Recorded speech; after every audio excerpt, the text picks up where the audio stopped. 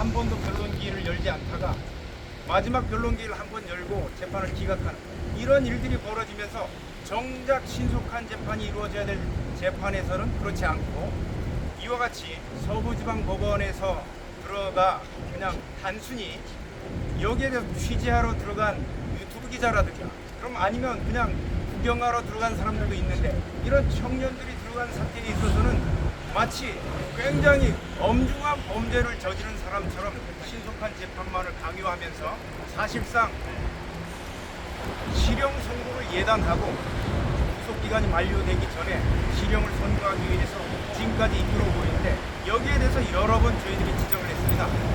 똑같은 사안은 아니지만 예컨대 조국 사태를 우리가 생각할 수 있는데 조국 재판 같은 경우는 1심이 2년 4개월 걸렸습니다. 2년 4개월 걸리는 동안에 실형이 선고됐음에도 불구하고 조국에 대해서는 다시 불구속으로 항소심이 또 1년 동안 진행됐습니다. 그리고 항소심에서 실형이 선고됐음에도 불구하고 상고심 8개월 동안에 또 불구속으로 재판이 진행됐습니다.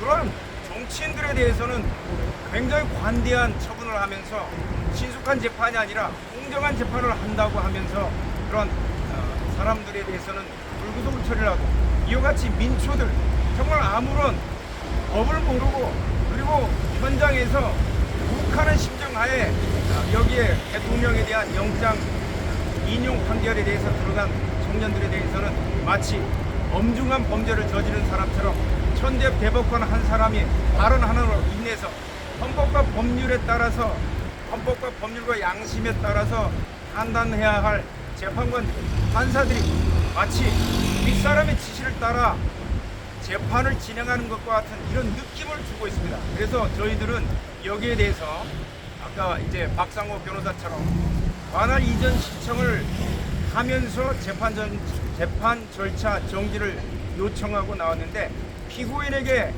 보장된 마지막 권리를 행사한 것입니다. 그래서 저희들이 재판부에 대해서 다시금 공정한 재판을 할 것을 이 시간에 요청드리는 바입니다.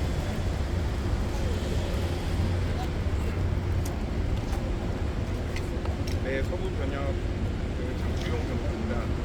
이 사건은 법원이 대규모 공격의 범행의 대상이 된 소유의 사건인데요. 그래서 법원이 피해자인 사건이기 때문에 법원에서 더 법치주의가 피고인의 인권을 보장하고 방어권을 보장하는 모습, 그런 모습들을 더 잘 보여줘야 되는 그런 사안이라고 생각합니다. 그래서 그리고 저희가 그런 점을 문제 삼아서 사건 초반에 서울고등법원에 관할 이전 신청을 제출을 했었거든요. 서울고등법원에서 별다른 이유 없이 모두 기각을 했고요. 저희는 대단히 부당하다고 느끼고 있고, 그래서 일단은 서부지방법원에서 재판 절차를 성실히 이제 진행을 이제 해왔다고 자부하고 있습니다. 그런데 서부지방법원에서 재판 절차 진행되는 것들이 너무 방어권 보장이 미흡하고 그리고 무리한 절차 진행을 하고 일괄적으로 구속 상태, 초반에는 뭐 사안의 엄중함으로 인해서 일괄 구속을 할 수도 있다고 볼 수 있는데 사안의 경중이 어느 정도는 이제 확인이 된 상황에서는 피고인들을 불구속 상태로 일부 피고인들이라도 불구속 상태로 재판을 해서 방어권을 보장해 주려는 그런 모습을 보여주셨어야 했는데 그런 점에서도 미흡함을 많이 느꼈고요. 저희가 또 그런 어떤 불공정한 재판을 하고 있다는 그런 문제의식 하에서 이번에 다시 관할 이전 신청을 재차 제출하게 되었고, 저희가 절차 진행을 방해하고 방어권을 남용하는 차원에서 한 게 아닙니다. 문제의식을 분명히 가지고서 문제 제기를 하는 차원에서 저희가 그 관할 이전 신청을 제출한 거고요. 다시 한번 서울고등법원의 올바른 판단을 촉구하는 바입니다. 일단 이 브리핑을 궁금한 게 있으면 답변드리겠습니다. 관할 이전 신청을 몇 명에 대해서 하신 거예요? 오늘은 18분입니다. 오늘 말고 이제 28분. 지난번에 4분 했었고, 지금 사건이 공수처 차량 18일, 오늘은 19일 새벽 사건인데, 19일 새벽 사건 18분. 4명에 대해서는 지금 기각이 된 거고, 18분. 그러니까 4명에 대해서도 2분은 기각이 됐는데, 2분 아직 결과가 19일 사건 관련해서 총 18분에 대해서 그렇습니다. 현재까지 그렇습니다. 그리고 추가적으로도 앞으로 네, 그렇죠. 하시니까. 신뢰 경과에 따라서 계속 관할전 사유가 생기면 계속 하고 있습니다. 그리고 하나 참고로 말씀을 드리면 변호인들이 없는 상태에서는 변호를 재판을 못하게 되었습니다. 구속사건이기 때문에. 그런데 급속을 요한다는 사유가 있으면 국산변호에서도 할 수가 있거든요. 근데 지금 급속이라는 거는 오늘 공판기일이 증인신문기일이거든요. 그 증인이 곧 죽는다든지 의식이 없다든지 이런 사유를 급속이라고 말하는 거거든요.